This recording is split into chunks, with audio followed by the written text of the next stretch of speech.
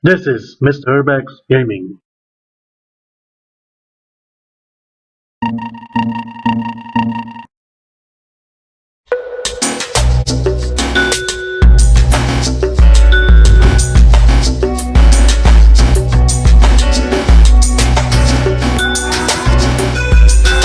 Back in a previous episode, I covered Batman Returns for the Nintendo Entertainment System, so I figured I would cover a Batman video game based on the first movie this time around.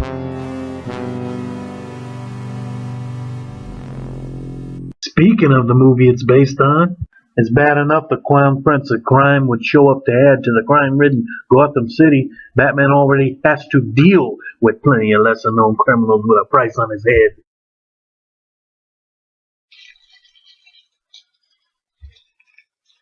I hear you iced a lot of guys in the war. If you want to talk dirty with me, you better be good. The last guy failed. I want the bat's head and wings on a silver platter. I'll clip his wings. I can bring him to you, dead or alive. I got my strike team on standby, waiting on the green light. Good, that's what I like to hear. You're prepared before the ink even dries. Stay by the phone. I'll call you back in 30 minutes. I need you to drop that contract for our newest hitman. I gotta go take care of some business. Wait till they get a load of me. The many different PC platforms would be handled by Ocean Software and Data East.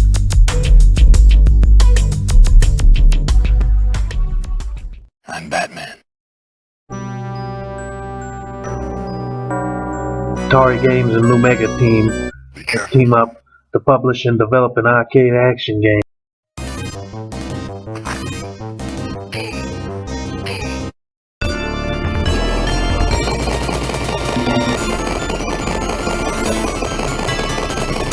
Sun Electronics Corporation, best known as Sunsoft, would publish and develop the best-known NES version, as well as the Game Boy version, TurboGrafx 16 version, and the Sega Genesis version. Though they had the same cover art and title, they are all different games.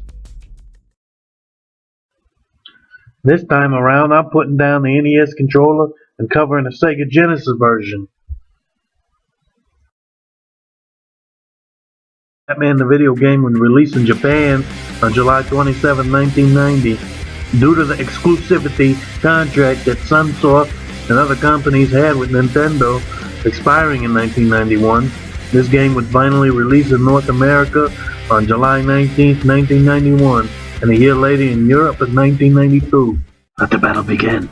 This is your chance to battle the diabolical Joker for the freedom of Gotham City. Incredibly strong and armed to the teeth with a vengeance, Batman is prepared to put his life on the line to seek out the Joker and put an end to his evil reign of terror. But it will not be easy. With the help of the Batmobile, Batwing, and you, Batman will face an army of deadly enemies as he leaps, flies, and dodges their fire on his way to the Joker's hideaway. Prepare yourself for thrilling excitement, action-packed adventure, and awesome power. The Joker awaits you. And remember to say this when you're playing the game: I'm Batman. Citizens of Gotham City are gearing up for the city's 200th anniversary festival.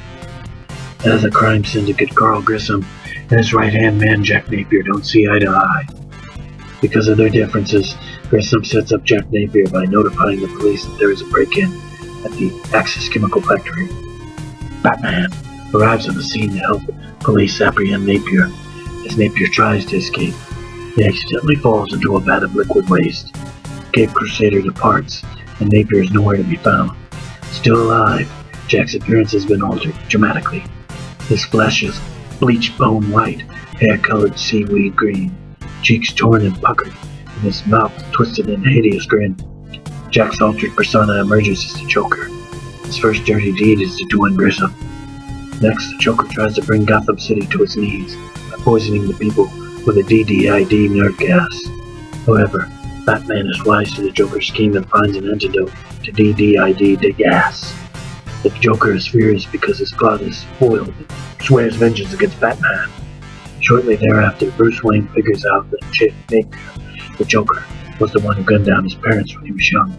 As the Batman Bruce Faust put it, stop to the Joker. Once again, Batman stops the Joker from creating havoc during the Gotham City Festival and trails him to the cathedral for the final battle. So if you look at side-by-side screenshots, you might think this is simply a 16-bit version of the NES Classic, but nope, this game, though they have the same cover and are by Sunsoft, these action platformers play different, and this game is more faithful to the movie, in most ways, but does that make it better? Let's find out. Well, the NES version played like the NES version of Ninja Gaiden, featuring wall jumps, more weapons, and faster gameplay.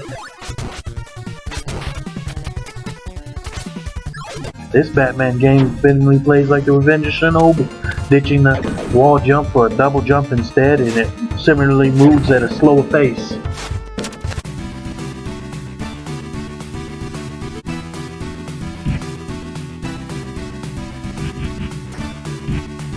Speaking of jumping, you can land on an enemy in this game with a downward tumble. It's not really necessary and has questionable hit detection anyway. Batman can punch, kick enemies while crouching, and throw batarangs. The supply is more limited than the NES version, and is the only weapon in the game. The NES Batman had 3 different weapon choices. Another technique in the game is blocking. I've actually went through the whole game without using it, because I wasn't aware you could block in this game until later on. Hold the punch button down to block some attacks. You can do it while crouching as well. Some players who are even aware of this mechanic say it's so slow and limited that it's easier to beat the game without it.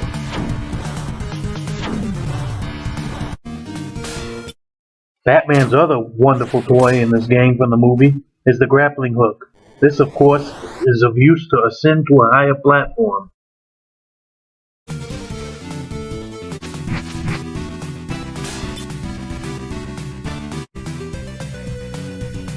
As far as power-ups, there's only 3. Life energy, batarangs, and an extra life. Keep an eye out for those extra lives, as this game has limited continues, unlike the tough NES game, which gave you unlimited continues. As I mentioned, this is an action platformer that mostly involves punching an endless swarm of Joker's goons, but it shakes things up with 2 driving levels, where you get to use Batman's iconic vehicles, the Batmobile, of course, and the Batwing from the movie. These 2 types of side-scrolling shooter levels are a nice change of pace.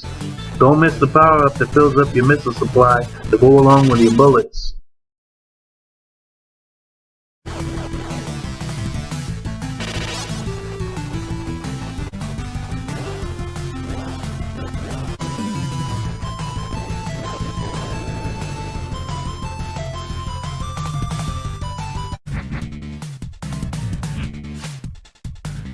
This game can take a little getting used to at first. It can seem pretty tough, but enemies usually are taken out with 1 or 2 hits, and the bosses are simple, especially when you figure out their pattern. You don't need your batarangs for them. The toughest spots are the platforming areas that have enemies stacked all over, and you need to be patient. The final stage, which is the cathedral from the movie, has a gauntlet of previous bosses, which should be no problem once you know the patterns. The Joker brings his gun and superpowers, you know, like the ones he had in the movie. Kidding aside, he's not too tough, especially if you have your batarangs. Graphics in this game are pretty good for an early Sega Genesis game. Batman's suit is actually black in this game, not purple, not blue. The color scheme and the levels match up good with the backgrounds in the movie. You can see that Art Deco Gothic, brooding style all over. The Batmobile and Batwing look great, and so do the shooting levels they appear in.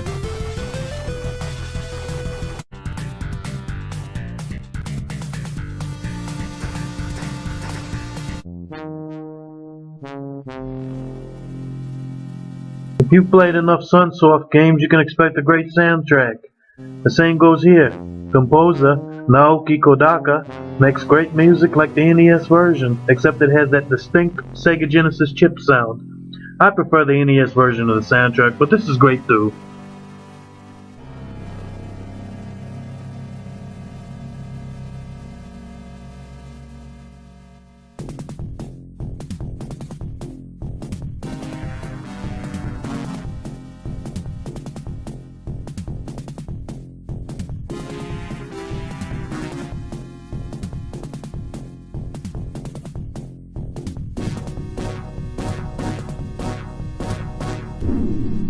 Okay, so let's go over the few negatives of this game.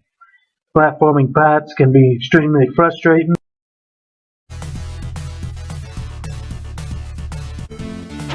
At the same time, the bosses are dumb as a rock, making them too easy. Though fun, shooting stages are short, could have used at least one more. Speaking of short, once you get a hang of this game, like your second or third go, it's a short game that will take you less than an hour to beat. Blocking is almost worthless. This game could have had more cutscenes. The good thing is, if you didn't feel challenged enough, you can switch the difficulty from normal to hard in the options menu. So if you're wondering if this game is better than the NES Batman, I would say no, but it's still pretty good, and if you're a fan of the movie or Batman in general, of course you should play it at least once. I give this pretty good Batman game a 7 out of 10. It belongs with other collectibles in the Batcave.